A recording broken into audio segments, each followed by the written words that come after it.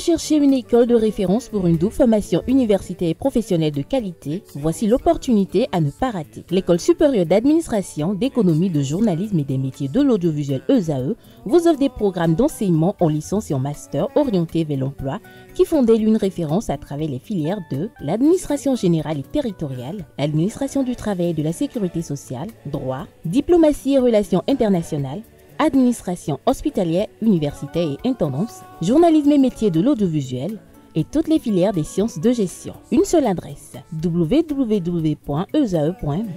Rendez-vous dès maintenant sur nos campus ESAE Bedjromende au numéro 90 93 65 21 ou au numéro 98 98 14 00. Paracourt sur le numéro 52 46 12 12. Aboumé-Calavi au numéro 52 88 44 44. Akpakpa au numéro 52 88 33 33. ESAE, l'excellence à un nom.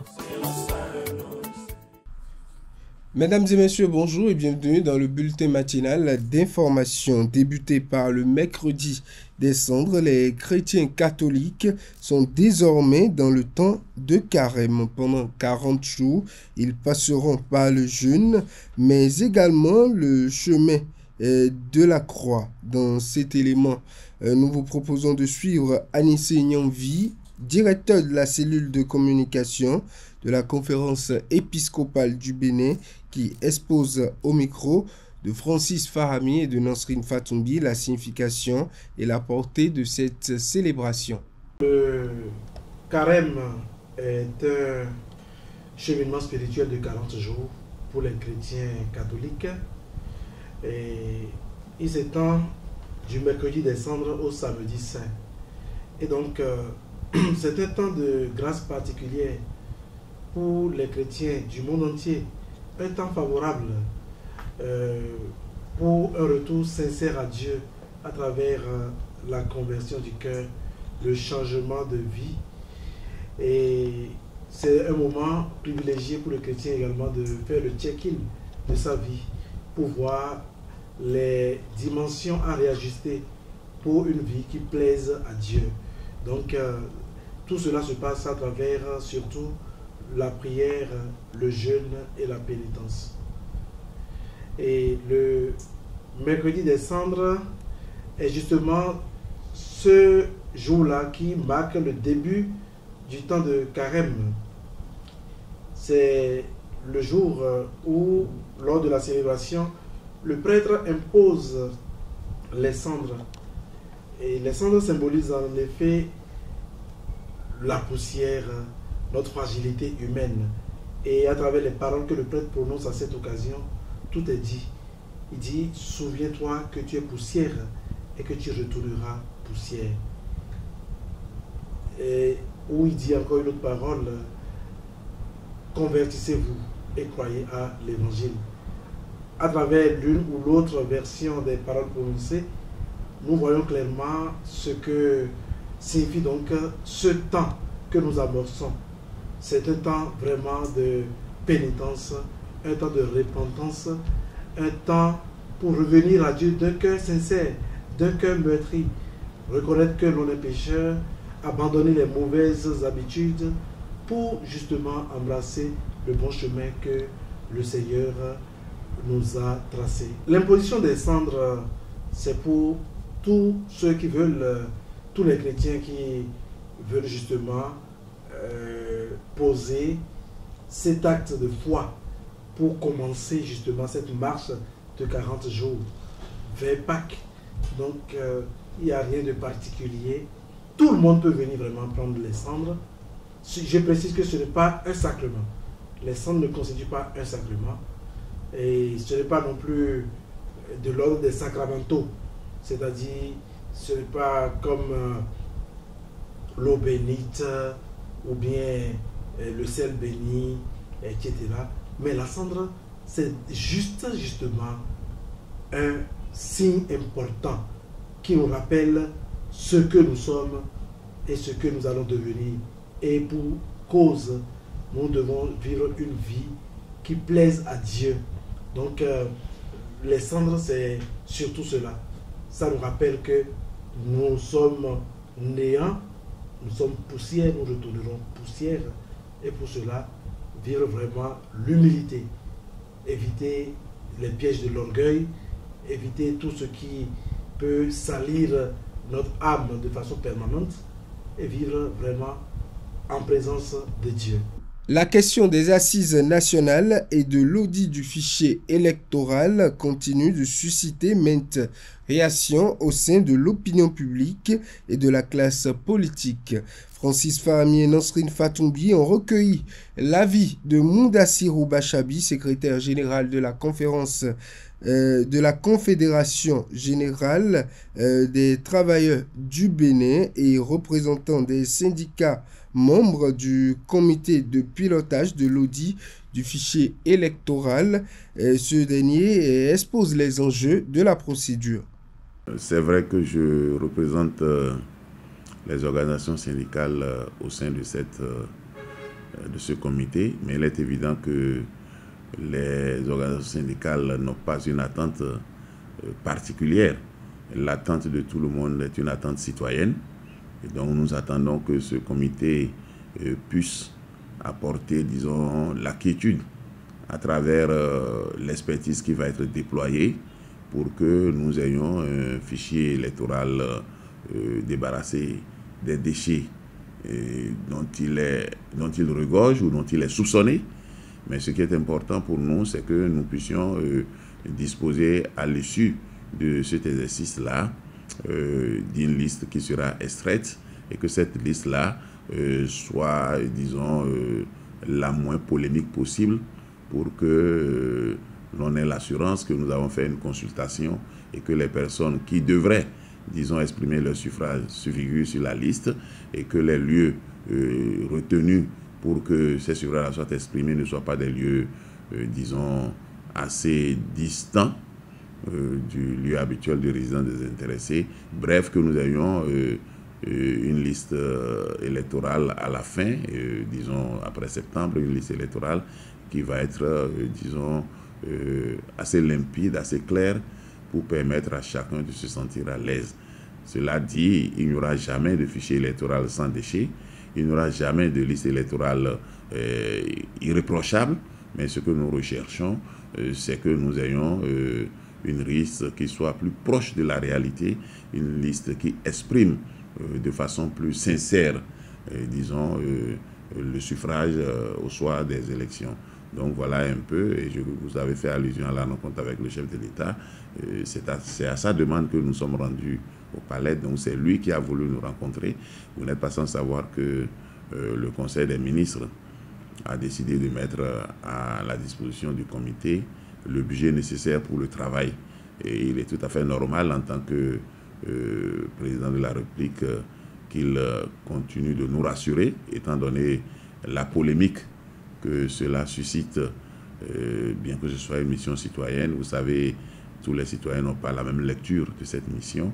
Et lui, en tant que garant de la tranquillité, garant, disons, de la paix, garant donc de la sincérité également de l'application des tests, il était normal qu'il nous rassure sur sa volonté d'aller jusqu'au bout et sa volonté également de nous accompagner, quelles que soient les difficultés que nous aurons. Et je crois que c'est ce qu'il a fait et ça ne fait que motiver toute l'équipe, comme je l'ai dit. Et là où nous sommes, nous ne représentons aucune entité. Nous sommes tous déjà une équipe et cette équipe-là reste une équipe citoyenne dans le cadre d'une mission citoyenne.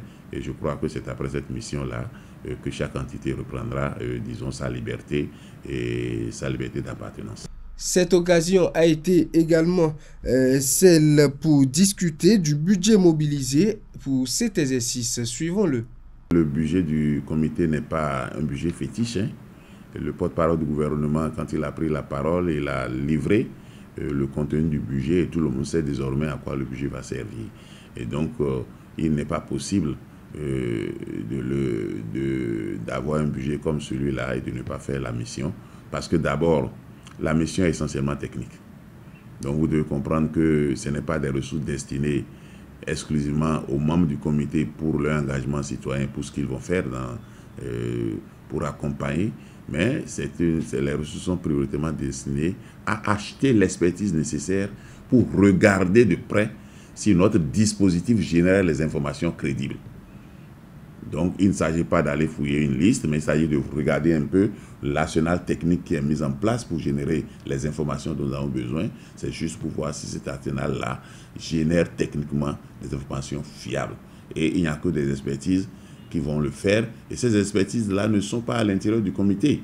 Ces expertises-là vont être sollicitées par le biais d'un appel à candidature. Appel à candidature pour les expertises que nous attendons, ça peut être, disons, et ce que nous voulons de façon concrète, il faut que ce soit des experts internationaux pour ne pas, disons, discréditer la démarche, surtout pour ne pas prêter flanc, disons, à des interprétations qui ne sont pas des interprétations de joie pour ce qui concerne le peuple. Donc pour nous, ces ressources vont exclusivement servir à ce qui va se faire et je crois que l'ensemble du gouvernement l'a compris ainsi et c'est pour cela que cette décision a été prise.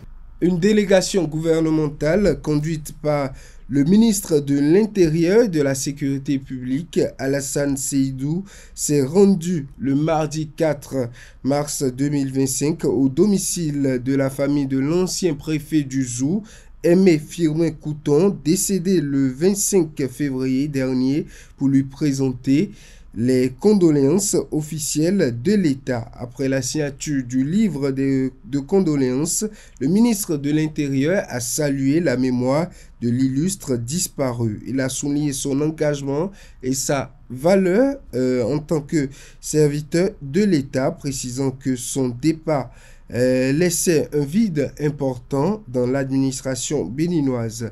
Il a également évoqué leur dernière discussion, exprimant sa tristesse face à cette perte soudaine. Les deux ministres ont réaffirmé l'engagement du gouvernement à soutenir la famille du défunt dans ces moments difficiles. Des mesures concrètes seront prises pour assurer le soutien lors des obsèques. Le samedi 1er mars 2025, Maître Tieno Olori Togbe a procédé à la rentrée solennelle du club OHADA Bénin à travers la conférence inaugurale. La dite conférence a permis aux participants de comprendre les liens entre l'économie et les finances. Le point dans ce reportage signé de nos reporters. Rentrée solennelle du club OHADA Bénin. Le Creuset a démarré ses activités avec une leçon inaugurale sur le terme « Au-delà des règles juridiques, les réalités économiques pour un droit des affaires plus efficace ». Pour ce premier acte, le choix du conférencier a été porté sur Maître Tieno Olori Togbe. Lorsque nous avions décidé au sein du club que nous allons organiser cette rentrée sur ce thème, ça n'a pas été tellement difficile pour nous de choisir notre conférencier. On s'est dit qu'il faudrait chercher quelqu'un qui est expert des deux domaines, tant économique que financier. Le choix était facile. Nous avions vu certaines activités de Maître Olori Togbe, ce qui nous a sidéré. Il a été financier avant de devenir juriste, donc il peut véritablement parler de ça. Le conférencier a partagé son expertise avec les jeunes apprenants. Les rouages de l'économie, des finances et bien d'autres aspects ont été abordés. Nous avons abordé avec les participants des questions liées à la rigidité de certaines normes juridiques et à l'adaptation de ces normes juridiques et comment le législateur OHADA ainsi que les praticiens du droit OHADA peuvent faire évoluer leurs pratiques pour que les entreprises soient dans un contexte favorable pour leur évolution, pour le développement de leurs affaires. Donc essentiellement, c'est l'activité que nous avons menée aujourd'hui. Cette activité a été menée en collaboration avec la fondation que j'ai le plaisir de présider, qui est spécialisée dans l'éducation, qui fournit un certain nombre d'accompagnements en faveur de la scolarité des plus jeunes, mais également des missions de mentorat pour les jeunes adultes, pour les jeunes professionnels et du renforcement de capacités dans différents domaines. Pour les étudiants, cette séance a été une mine de savoir. Maître Tieno Olori Togbe, à travers la fondation Olori Togbe, fidèle à sa cause, n'hésite pas à se mettre au service du public pour le mieux-être du milieu éducatif. Le président de la République française, Emmanuel Macron, s'est exprimé hier mercredi pendant une quinzaine de minutes sur la guerre en Ukraine. L'occasion pour le président de revenir sur les dernières actualités autour de ce conflit. Il a notamment abordé la question de l'investissement économique de la France au profit de la sécurité européenne et aussi sa volonté de mieux armer le vieux continent. On résume son intervention dans les capsules vidéo que nous allons vous proposer de suivre dans nos prochaines éditions. C'est tout pour le bulletin matinal d'information. Merci à vous, Anaël Vianedou, pour votre présentation du bulletin matinal d'information. On retrouve à 19 h, si tout va bien, Billy Gaïlaïbi pour la grande édition du journal télévisé sur ESAE TV. À présent, on installe, pour ne pas dire on suit, pour être plus précis, comme l'on cantait à Moussou, pour sa présentation de la définition du jour, notamment l'expression « les carottes sont cuites ».